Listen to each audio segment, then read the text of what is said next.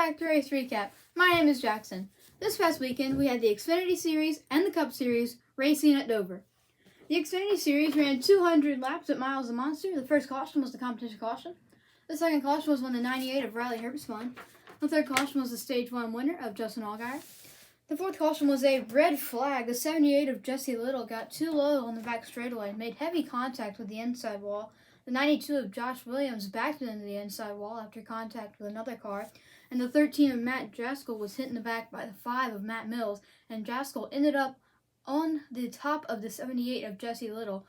Fortunately, everyone was okay and checked and released from the infield care center. The fifth caution was when the 11 of Zane Smith, who was taking over for Justin Haley this weekend, had a brake problem coming into turn 3 and went up into the outside wall hard, collecting the 19 of Brandon Jones. The sixth caution was when the 90 of Kyle Sieg blew a tire and hit the outside wall hard. That took him to the end of Stage 2, which went to Josh Berry. Then the seventh and final caution was when the 26 of John Nemechek had a track bar problem, but he was able to fix that and get back on track. And the checker flag in this race went to Austin Cindric. The top 10 here were Austin Cindric, Josh Berry, Justin Allgaier, AJ Allmendinger, Ty Gibbs, Harrison Burton, Michael Annett, Ryan Sieg, Daniel Hemrick, and Brandon Brown ran out the top 10. DNFs this race, Jade Buford had an engine problem. Kyle Sieg was out for the accident, so was Brandon Jones, Zane Smith, Jesse Little, Josh Williams, Matt Jaskol, and David Starr had an overheating issue. The Cup Series ran 400 laps. The first caution was the competition caution. The second caution was when the 19 of Chase Briscoe made contact with the outside wall. That took him to the end of Stage 1, which went to Kyle Larson.